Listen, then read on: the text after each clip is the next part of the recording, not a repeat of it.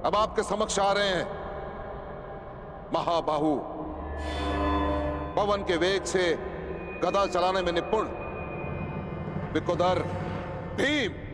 भीम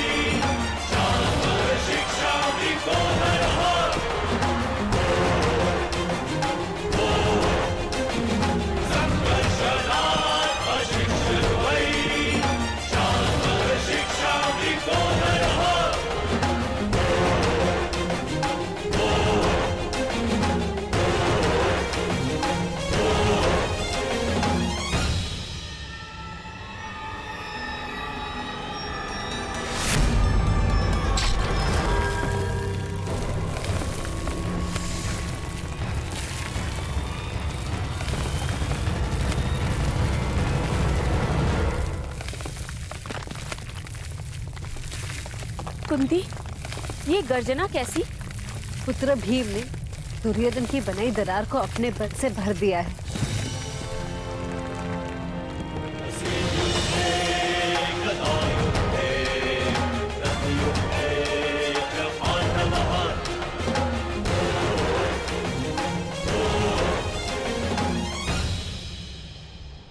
अब आपके समक्ष आ रहे हैं वो जो खड्ग युद्ध में जिनकी कोई तुलना नहीं, तलवार और ढाल की भांति अटूट पांडुपुत्र नकुल और सहदेव और सहदेव।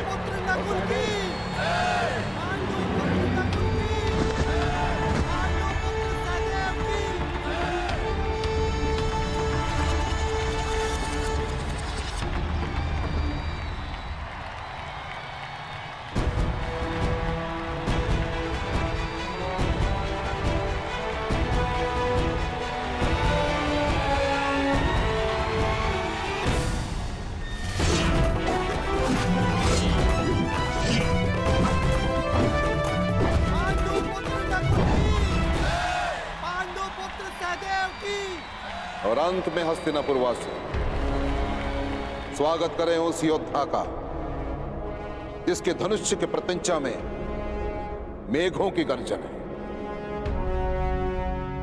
जिसके बाणों में चक्रवात का वेग है, जिसके कौशल में इंद्र का तेज है। स्वागत करें पांडुपुत्र अर्जुन का, पांडुपुत्र अर्जुन का, अर्जुन का।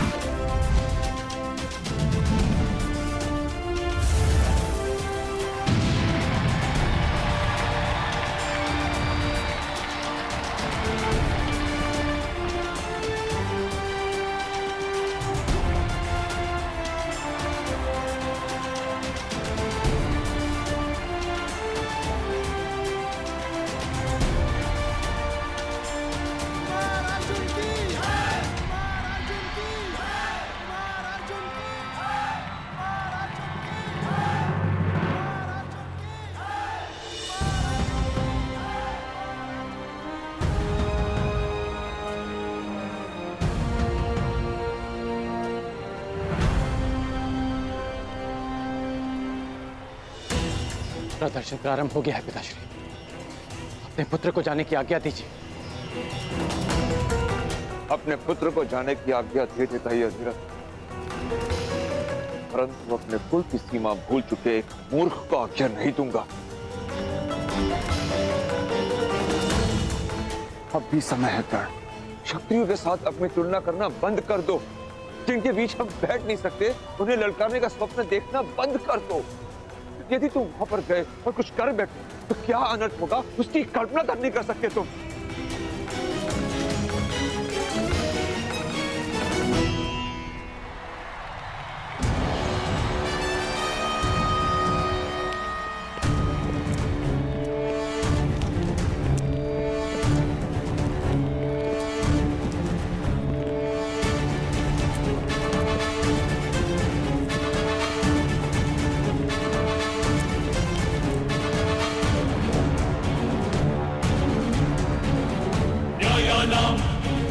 अधिकाराणां प्राप्त्यर्थं साम्राज्यार्थं न्यायानां अधिकाराणां प्राप्त्यर्थं साम्राज्यार्थं न्यायस्य अन्याये बन्धमिदं सत्यान्युतयोः।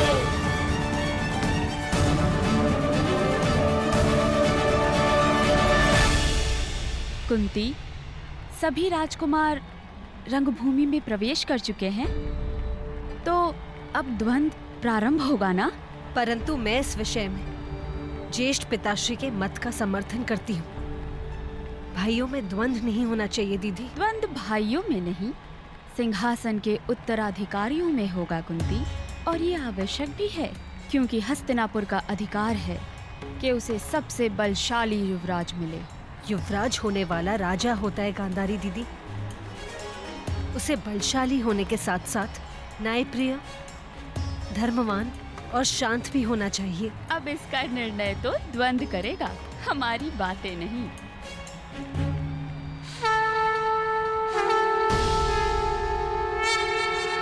और अब राजकुमारों के बीच द्वंद्व होगा, और जो राजकुमार इस स्पर्धा में सफल होगा उसे स्पर्धा का विजेता घोषित किया जाएगा।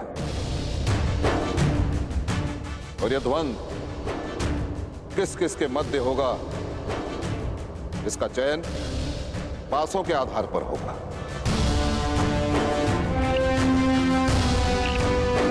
पर तो ध्यान रहे राजकुमारों, यह प्रतिस्पर्धा है, युद्ध नहीं। यदि किसी प्रतियोगी के प्रहार से किसी भी प्रतिद्वंदी का रक्त बहा तो उसी क्षण उस राजकुमार को स्पर्धा से अयोग्य घोषित कर दिया जाएगा। अब कुरुवंश के ये 105 राजकुमार परस्पर द्वंद्व में अपना अपना कौशल दिखाएंगे, और इनमें से चुने गए 5 योद्धा अगले चरण में द्वंद्व करेंगे। वहां से फेंकिए गांधार राज।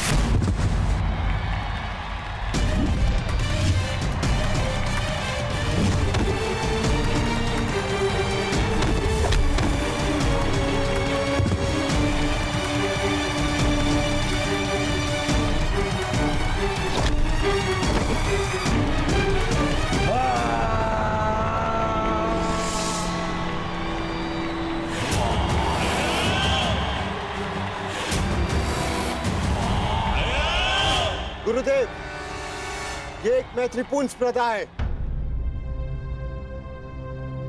दुर्योधन का प्रहार घातक सिद्ध हो सकता था। हुआ तो नहीं ना भ्राताश्री। नियम अनुसार यदि रक्त बहता तो मैं अयोग्य सिद्ध होता। दिखाइए कहां है रक्त?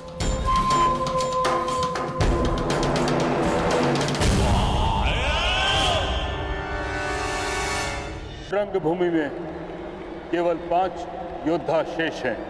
अर्जुन, युधिष्ठिर, भीम, दुशासन और दुर्योधन। अंतिम चरण में इन सब में द्वंद्व होगा। अरे काका, आप अभी तक यहीं हो? सारा हस्तिनापुर रणभूमि में है। अंतिम चरण प्रारंभ हो गए और अर्जुन अपना कौशल्य दिखाने वाले हैं।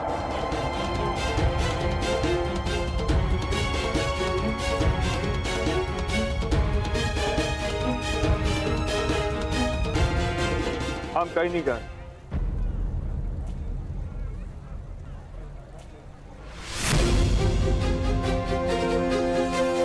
सुना नहीं कर्ण? भीतर जाओ।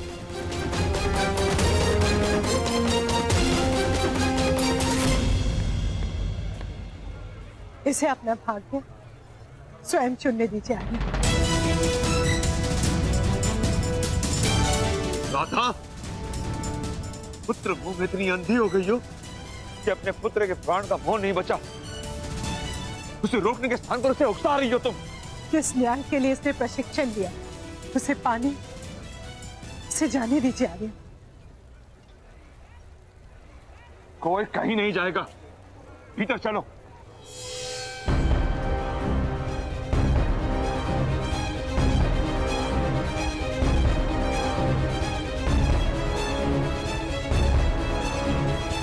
प्रणिपात।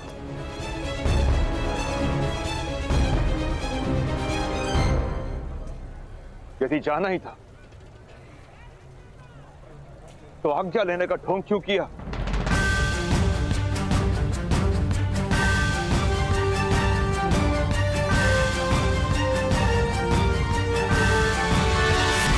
आज्ञा अधिरथ के पुत्र ने अपने पिता से मांगी थी और उसका पालन भी किया।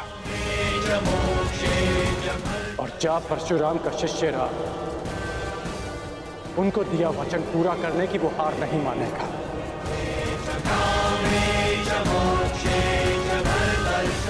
आपने सूत पुत्र कर्ण को रोका था,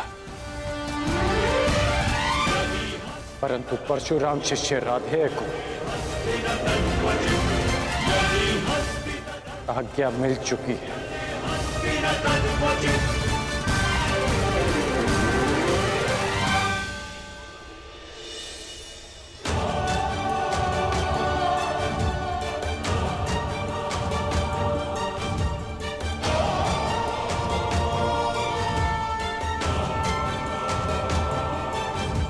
विजयी भव।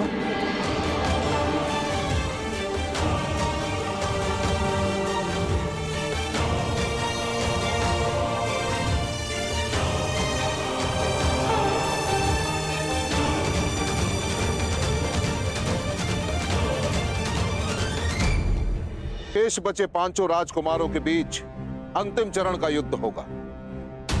क्रमांक के आधार पर पहला क्रमांक मिलता है युधिष्ठिर को, दूसरा दुर्योधन को, तीसरा अर्जुन को, चौथा दुशासन को और 5वां भीम को।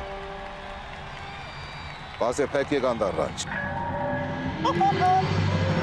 अब बताओ मेरे पास हो, किस किस के बीच द्वंद्व होगा?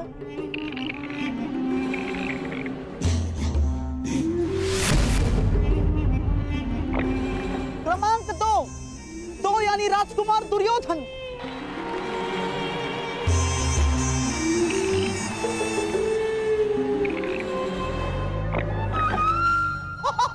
क्रमांक 4 यानी राजकुमार दुशासन।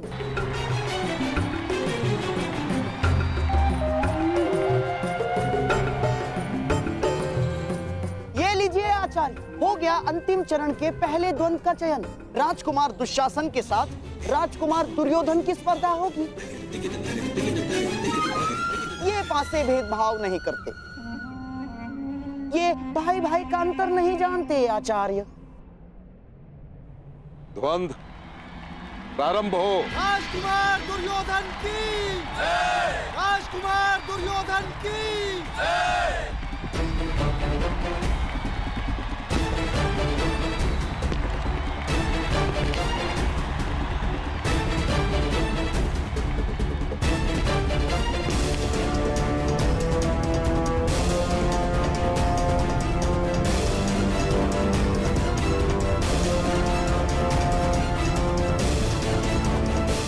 क्षमा कीजिए आचार्य, परंतु मैं अपने ज्येष्ठ भ्राता पर प्रहार नहीं करूंगा।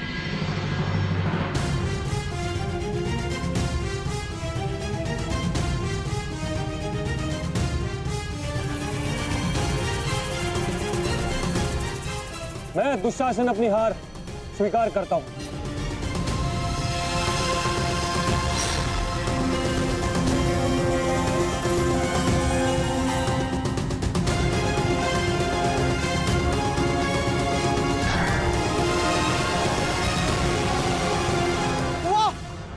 संसार में जहां एक छोटी सी विजय के लिए भाई भाई का गला काट देता है, वहां भाई भाई का ऐसा प्रेम, शताब्दियों तक ये भाई भाई का प्रेम स्मरण रहेगा। वाह!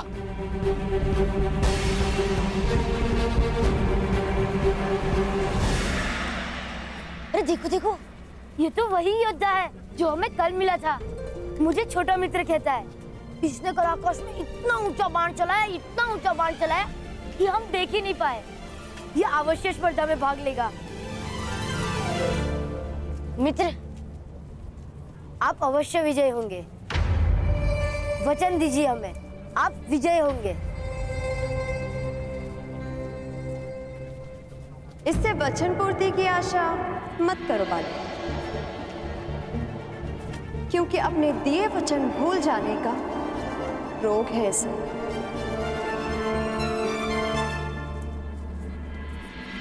मैं वचन देता हूं वृषाली, मृत्यु से पूर्व हम दोनों की प्रतीक्षा पूरी होगी। मैं अवश्य आऊंगा। राधे कर्ण अपनी माता की शपथ लेकर कहता है। अब यदि आप इस कर्ण का मुख देखेंगे तो वो केवल तभी जब वो गुरु परशुराम से दीक्षा ले लेगा।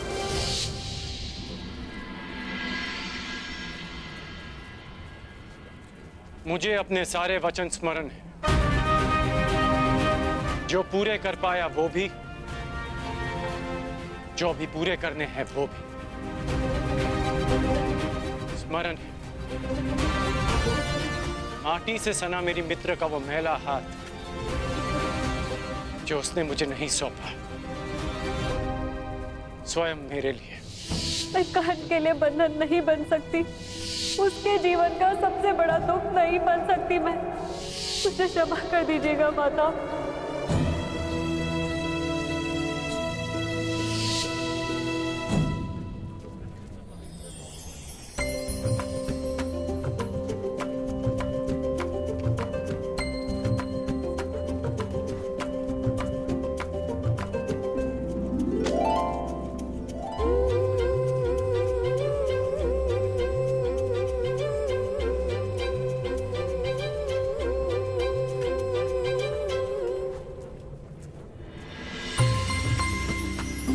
अच्छा, तो तुम अब तक जीवित हो?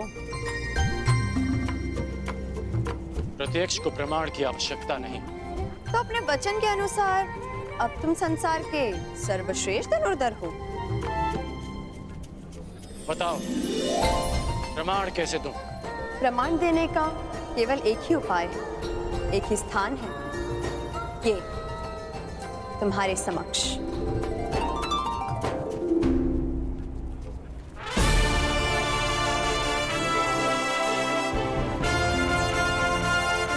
आपने वचन दिया था भ्राता कर्ण, जब तक समाज में परिवर्तन नहीं लाएंगे शांत नहीं बैठेंगे और जब तक समाज में परिवर्तन नहीं आएगा तब तक आपके अनुज को शांति नहीं मिलेगी।